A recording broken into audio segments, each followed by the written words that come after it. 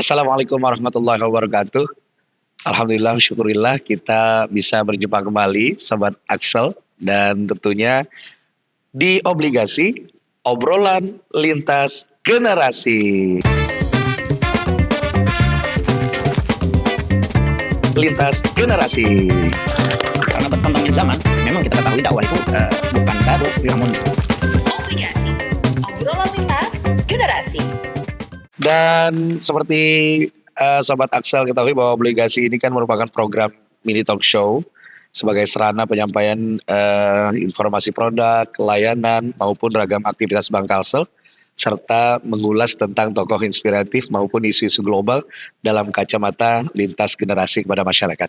Nah, di episode kali ini kita sudah memasuki episode ke-8 dan episode kali ini menurut saya episode yang sangat spesial, apalagi kita sebentar lagi akan menyambut Hari Raya Idul Adha seperti itu.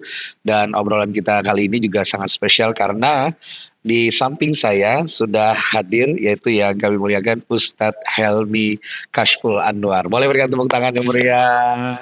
Assalamualaikum Ustadz. Waalaikumsalam. Apa kabar Ustadz? Alhamdulillah sehat. Sehat. Nah, ini panggilannya Ustadz Helmi ya. Helmi. Nah, mungkin bagi Sobat Axel dan pian-pian sahabatan pasti sudah kenal dengan sosok beliau. Selain juga aktif sebagai da'i atau pendakwah, beliau juga aktif di media sosial. Masya Allah, dakwahnya juga aktif di media sosial juga seperti itu. Nah, Ustadz, tapi alhamdulillah sehat ya.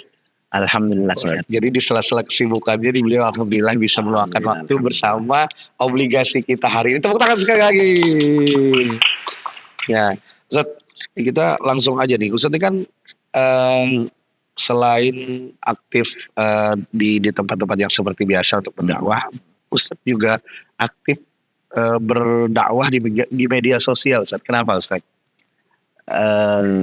Karena ya mungkin kalau kita berdakwah di tempat ya offline bahasanya itu terbatas. Tapi kalau ketika di TikTok, di Instagram atau di YouTube atau media sosial lainnya, itu kita akan mendapatkan jamaah yang lebih dari yang nampak ya, gitu, yang gaibnya. Jamaah online-nya tapi ini. Dan itu bisa diulang-ulang nontonnya? Bisa diulang-ulang karena terekam, bisa diulang-ulang yang kurang jelas ya. Tapi menurut Pian nih Ustadz, pandangan Ustadz sendiri tentang pergeseran dakwah dari mimbar ke mimbar, dari masjid ke media sosial itu seperti apa? Yang pertama kita harus mengetahui tentang hakikat dakwah. Hakikat dakwah itu adalah pikiran yang menimbulkan aksi untuk mendekatkan atau mengajak orang agar lebih dekat kepada Allah Subhanahu wa taala. Betul. Dari orang yang lalai menjadi ingat, jadi orang yang maksiat menjadi beribadah kepada Allah Subhanahu wa taala. Itu dakwah. Qul hadhi sabili ad'u ilallah. Kata Allah Subhanahu wa taala, wahai Muhammad, katakan kepada umat-umatmu, hadis sabili. Ini adalah jalanku. Apa jalannya Nabi Muhammad sallallahu alaihi wasallam? Ad'u ilallah, mengajak orang kepada Allah, bukan mengajak orang kepada per individu atau kepada organisasi, tapi mengajak orang kepada Allah Subhanahu wa taala untuk beribadah, untuk melakukan ketaatan kepada Allah Subhanahu wa taala. Nah, jadi karena berkembangnya zaman, memang kita ketahui dakwah itu bukan baru, namun diawali dari Nabi Adam Abdul Salatu Wassalam sampai kita zaman saat ini berubah. Karena perkembangan zaman, ya dulunya mungkin dari mulut ke mulut, kemudian tulisan ke tulisan, kemudian sampai dari tulang sosmed, menulang, ya daun ke daun, mungkin gitu. Kemudian sampai saat ini dakwah itu berkembang sampai sosmed ke sosmed, ada TikTok, Instagram atau YouTube. Ini adalah salah satu sarana mempermudahkan kita untuk berdakwah. Itu disebutkan dalam kaidah al-wasail hukmul maqasid. Nah, jadi perantara untuk melakukan sesuatu itu termasuk sesuatu tersebut. Karena kita tujuan dakwah itu adalah untuk ibadah kepada Allah Subhanahu wa taala. Perantara untuk beribadah kepada Allah Subhanahu wa taala itu pun ibadah. Seperti Instagram, seperti TikTok, YouTube, berdakwah lewat situ itu termasuk ibadah. Nah, dan itu juga merupakan salah satu tantangan terbesar sepertinya Ustaz ya. Karena kan platformnya sekarang bukan hanya Instagram, ada Facebook, ada sebentar, Ustaz punya Facebook juga? saat ini media sosial yang Ustaz punya apa? Yang saat ini yang dulu Yang aktif. aktif ya. Dulu aktif, Dulu tapi aktif sekarang Facebook. udah nggak Oke. lagi. Sekarang lebih aktif ke TikTok kayaknya. TikTok dan Instagram Iya, Ustaz ya. di TikTok, YouTube, Iya. Instagram ya Ya, ada juga. lumayan aktif Oke, juga. Masya Allah. Ya, tapi ada tantangan terbesar nggak nih Ustaz? Misalkan Ustaz lebih aktif di TikTok. Ada tantangannya nggak kalau di TikTok? Oh ya pasti. Pasti. Justru tantangan itu yang membuat kita itu lebih semangat untuk Iya. berdakwah. Kadang-kadang ada komen-komen netizen Iya, Ustaz netizen, lah yang macam-macam. Iya, betul. Ustaz kayak apa ini berita Iya. putra gitu. Ustaz lah nih lagi rame-rame ya Ustaz. Benar-benar. Kayak gitu. Nah, tapi kadang-kadang Ustaz ada juga kita yang memang ingin memanfaatkan media sosial ini untuk berdakwah walaupun notabene-nya kita tanda kutip bukan seorang dai. Kadang-kadang apapun sesuatu yang baik ya kita sampaikan gitu kan. Sesuatu yang baik kita sampaikan, tapi kadang-kadang persepsi orang tuh kisah alim, kisah menasihati ini dan segala macam. Nah, bagaimana menurut pandangan Ustaz? Sebenarnya gini, dakwah itu diwajibkan kepada semua orang yang mengetahui tentang Islam. Ya. Kita mengetahui tentang misal keutamaan bismillah Ya. atau misalnya keutamaan majelis, kita ajak Ya. orang. Nah, ini adalah dakwah. Ya. Jadi dakwah itu diwajibkan kepada semua orang dan bukan hanya sekadar ucapan. Ya. Perbuatan pun termasuk dakwah. Misalnya dengan berpakaian yang tertutup, ini termasuk dakwah. Betul. Ya, adapun orang yang berdakwah ya bukan panggungnya orang yang alim saja. Ya. Dakwah bukan panggungnya orang yang pakai imam atau bolang saja. Ya. Tapi dakwah ini ada tanggung jawab kepada setiap orang muslim. Mengajak orang lain untuk malah dekat kepada Allah Subhanahu wa taala. Jadi bukan sekedar Dan satu lagi, apalagi Ustaz? dakwah itu tugasnya Nabi. Jadi tatkala kita menjalankan dakwah, artinya kita menjalankan tugasnya Nabi Muhammad SAW. Dan Kita ini juga meneruskan tugasnya Nabi Muhammad. iya betul. Iya. Jadi bukan sekedar yang seperti Ustaz tadi bilang, bukan sekedar ucapan nih Sobat Axel ya. Jadi juga segala perbuatan yang kita lakukan seperti tadi menutup aurat, terus bersikap dengan sopan, santun, baik dengan sesama itu juga merupakan bagian dari dakwah ya Iya, Ustaz. dakwah. Masya Allah. Tapi kalau saat ini menurut Ustaz sendiri bagaimana menyampaikan pesan agama nih Ustaz secara bijak seperti yang kita lihat ada yang niatnya ingin menyampaikan kebaikan tapi penyampaiannya ada yang tidak tepat, mungkin ada yang tanda kutip menyindir sesuatu dan segala macam. Nah, Ustaz pasti lebih tahu lah seperti itu. Iya, Gimana iya. menurut pandangan biar Ustaz? Di dalam kita berdakwah, kita mesti harus hati-hati. Menurut kita yang betul, yang benar saja kita harus hati-hati. Masya Allah, ini yang paling penting. Menurut kita bujur di medsos, tapi di mata para pengikut tuh kadang-kadang ada yang tidak sejalan dengan kita. Contoh gini. Ya. Masalah gini. Kita meyakini bahwasanya karomah. Ya mungkin menurut kita yang Ahlussunnah wal Jamaah ya tentunya kita meyakini bahwasanya karomah itu terjadi kepada para aulia wasalihin, orang-orang yang dicintai oleh Allah Subhanahu wa taala. Namun ada orang Islam yang saudara kita yang mungkin mereka tidak suka dengan cerita itu. Betul. Makanya tatkala kita berdakwah, kita harus hati-hati. Yang menurut kita betul saja kita harus hati-hati. Apalagi kita ragu-ragu, apalagi sesuatu yang salah. Ya. Nah, kita berdakwah ya harus hati-hati, apalagi yang perkara-perkara yang sensitif. Betul. Nah, yang dakwah itu yang menyeluruh lah, yang bisa diterima semua kalangan. Nah, itu bukan yang per paling penting. individu saja. Betul, bisa diterima semua kalangan, terus juga menghindari yang namanya perpecahan ya kan? Terus kontra. juga pro dan kontra. Seperti itu. Karena saat ini kalau kita tidak pintar-pintar menyaring ya Ustadz ya, media sosial yang beredar, kita yang akan terpengaruh ya Ustadz ya. Bahkan mungkin Ustadz yang Ustadz Helmi aja bisa digunakan orang, sekarang ada perkembangan AI ya namanya Ustadz ya. Ya Ustadznya cuma dipakai fotonya doang, mulutnya yang gerak gitu ya. Soalnya tiba-tiba lagi promoin apa gitu, judi online dan segala kan banyak yang terjadi seperti itu. Baik. Nah, Ustadz punya strategi nggak sih Ustadz agar konten dakwah atau mungkin selain konten dakwah, konten kebaikan tetap bisa sampai ke hati followersnya atau penontonnya dan tentunya juga relevan dengan kehidupan anak muda sekarang. Nah, karena konten-konten Ustadz ini simple, mudah diterima, segala usia. Nah, itu yang saya lihat. Nah, bagaimana Ustadz? Agar diterima oleh semua kalangan, sebenarnya dakwah itu terbagi dua ya. Dakwah itu terbagi dua. Ada fardiyah, ada jimaiyah. Fardiyah itu lebih ke personal. Nah, kita duduk, kita ngobrol, ya sama orang, kemudian kita tanya tentang permasalahan yang dialami, entah itu masalah agama atau kehidupan sehari-hari, kemudian berikan masukan tentunya dengan dengan keagamaan, dengan Al-Quran dan hadis. Ada juga jima'i itu skala umum itu ya majelis, sosmed termasuk juga nih. Nah itu kemudian cara kita menarik mereka adalah kita itu berbicara bagaimana mereka itu yang pertama jangan berbicara tentang kesalahan mereka. Iya, jangan sampai kita menyinggung kesalahan mereka. Ya, karena disebutkan yassiru wala tu'assiru. Hendaklah kalian permudah, jangan persulit. Nafiru hendaklah engkau rangkul, jangan sampai engkau membuat mereka itu lari.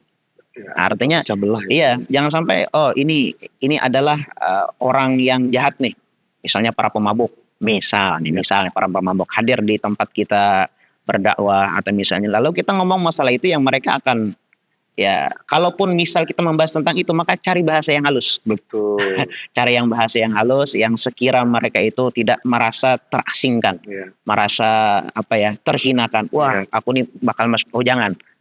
Apalagi mungkin Ustadz tahu istilah Gen Z sekarang. Gen Z, ya betul. Jadi intinya bisa juga melihat audiensnya, kepada siapa kita akan menyampaikan. Dan juga kita itu harus berbaur dengan mereka. Nah itu dia. Kita dekati mereka, kita itu makanya dakwah itu bukan hanya sekadar jima'i skala umum ya secara sosmed atau pengajian umum di masjid atau di majelis-majelis, namun kita juga ada pardia secara personal. Kita dekati mereka, kita dakwah dengan akhlak kita, dengan ucapan baik kita, sehingga mereka itu merasa nyaman. Dan mereka akan lama-lama akan mendekat kepada kita, dan mereka ikut berbaur dengan dengan aktivitas kita. Betul. Karena berdakwah di media sosial ini beda dengan fardiyah kita berhadapan ini kan.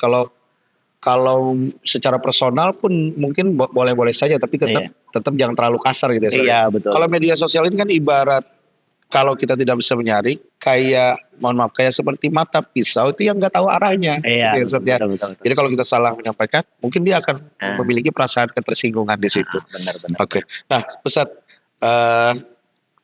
boleh nggak dikatakan kalau kita bermedia sosial, berdakwah di media sosial ini salah satu menjadi ladang amal ibadah untuk kita? Gimana, Ustadz?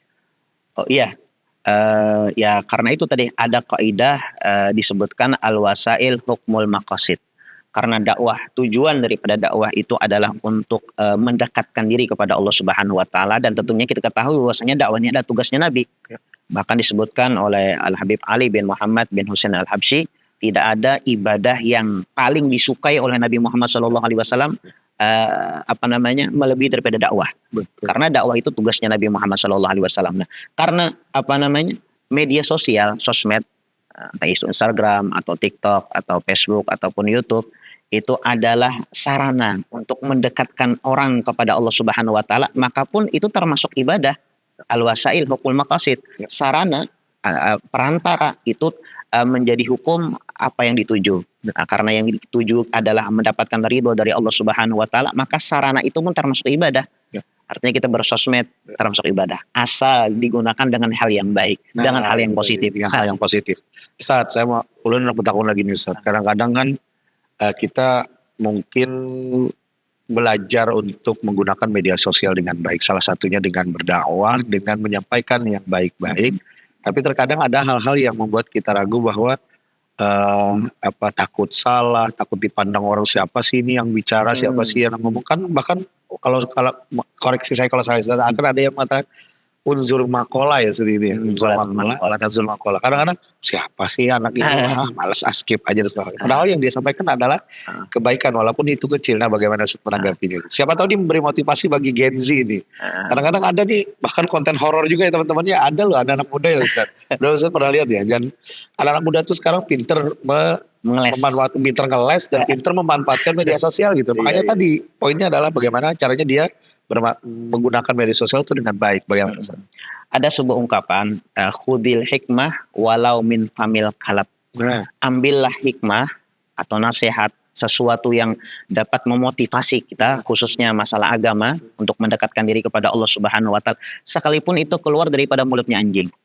Anjing yang najis saja kalau bisa membuat kita baik, Ya. kita dianjurkan dengerin tuh omongan anjing, Ya. apalagi manusia. betul. Walaupun ahli maksiat, walaupun bukan ahlul ilm, tapi itu bisa membuat kita manfaat untuk diri kita. Nah, Maka ambil. Nah, gitu. makanya tadi kita nggak perlu lihat backgroundnya di Jangan lihat asal background. selama yang disampaikan itu Ah, baik, ah. ya kita Ambil. iya. Sekalipun dari mulut anjing. Nah, itu dia. Baik, nah, the last but not least nih, Ustaz, terakhir, kira-kira ada nggak doa serta harapan dari Ustadz sendiri kepada masyarakat, terutama untuk sobat Axel yang saat ini menyaksikan obligasi, tentunya mungkin yang saat ini sedang berjuang, yang ingin terus beribadah, yang mau memulai berdakwah, atau mungkin yang sedang berjalan di tengah-tengah tantangan zaman modern saat ini. Yang pertama, kita ketahui bahwasanya dakwah itu adalah tugas mulia, tugasnya Nabi Muhammad SAW untuk mendekatkan seseorang dekat kepada Allah Subhanahu wa Ta'ala dengan berbagai macam wasail atau dengan berbagai macam cara.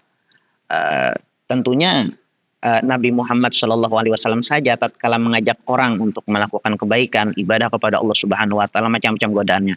Sebagaimana kita di kota Taif, Ya. sampai Nabi Muhammad berdarah, sampai Nabi Muhammad ketika di depan Ka'bah dicekik pakai surban, sampai diusir dari kota Mekah, sampai Nabi Muhammad pindah ke kota Madinah. Ya memang kehidupan ini tidak ada yang mulus. Ya, kita tidak ada kehidupan yang mulus. Apalagi kita menegakkan kebenaran. Itu sampai dikatakan oleh Nabi Muhammad SAW, kita di akhir zaman itu seperti memegang bara di tangan kita tanpa sarung. Kemudian kita berjalan, dan kita di saat itu posisinya di tengah lautan. Apabila kita dan bara itu adalah sebagai sumber cahaya bagi kita agar kita bisa melihat kiri, kanan, depan, belakang. Apabila kita lepaskan bara itu, maka kita tidak dapat cahaya lagi. Nah, tapi namun apabila kita ingin mendapatkan cahaya, maka kita harus sabar dengan panasnya bara yang ada di tangan kita. Seperti itu juga tatkala kita berdakwah di sosmed. Ya, kalau kita ingin Islam ini tetap tetap tegak, tetap dijaga keimanan kita, keislaman kita, maka hendaklah kita tahan dengan cacian, celaan daripada orang lain. Dan kita harapan kita kepada sahabat-sahabat sosmed yang yang berdakwah di medsos, hendaklah kita jangan menyerah, karena mandalla ala khairin kafa'ilih. Siapa orang yang menunjukkan orang lain untuk mendapatkan kebaikan, maka dia akan mendapatkan kebaikan tersebut. Bahkan disebutkan juga dalam hadis yang lain bahwasanya satu orang yang mendapatkan taufik hidayah dengan sebab kita itu lebih baik daripada min humrin na'am, daripada onta warna merah. Itu di zaman Nabi Muhammad itu kendaraan yang paling mahal itu onta, apalagi warna merah. Bahasa kita tuh zaman saat ini anggaplah Ferrari. Enggak, maksudnya tuh Ferrari atau mobil-mobil sport dengan lainnya. Itu kan mahal tuh, miliaran tuh. Nah, itu disebutkan Nabi Muhammad mengatakan satu orang yang dapat petunjuk dengan sebab kita, entah itu dengan postingan kita atau meme-meme keagamaan. Itu kemudian orang itu tersentuh, mau beramal, mau beribadah, dapat hidayah gara-gara kita, maka itu lebih baik daripada kita bersedekah satu buah Ferrari, mobil yang mewah, kendaraan yang mewah, Masya Allah. Wah, padat sekali nih. Nah, makanya buat sobat Axel nih jangan ragu-ragu untuk memulai atau mungkin yang sudah jalan untuk menebarkan kebaikan, seperti yang tadi Ustaz sampaikan bahwa kayak sebutir atau sedikit pun yang diterima, bahkan itu membuat dia berubah dan menjadi lebih baik, itu luar biasa ganjaran pahalanya. Ustaz, sebenarnya waktu kita ini masih pengen panjang, banyak lama-lama nih ngobrolnya sama Ustaz karena waktu kita terbatas, tapi juga sobat Axel tenang saja, kita juga nanti masih akan ngobrol lagi bersama Ustaz Helmi Kashful Anwar. Namun seperti biasa, Ulun ingin ada informasi menarik juga nih terkait dengan sobat Axel udah download aplikasi Axel belum? Nah, kalau belum, jangan lupa Axel by Bank Axel ini sudah ada di aplikasi-aplikasi untuk memudahkan pihak-pihak sebarataan bertransaksi non tunai, jadi tanpa perlu pegang cash banyak-banyak, jadi cukup di scan, jadi sat-set gitu urusannya langsung selesai beres. Nah udah gitu uangnya lebih aman gitu, jadi nggak perlu bawa uang banyak-banyak gitu ya. Dan jangan lupa buat pian yang belum follow Instagram kami, silakan follow @Bankalsel. Jangan lupa untuk subscribe dan juga kunjungi juga YouTube Bankalsel ya. Jadi subscribe, comment, and share. Oke, dan kita akan kembali lagi di segmen berikutnya masih bersama Ustadz Helmi Kashful Anwar. Jangan kemana-mana, tetap di Obligasi, obrolan lintas generasi. Assalamualaikum warahmatullahi wabarakatuh. Obligasi. Obrolan lintas generasi.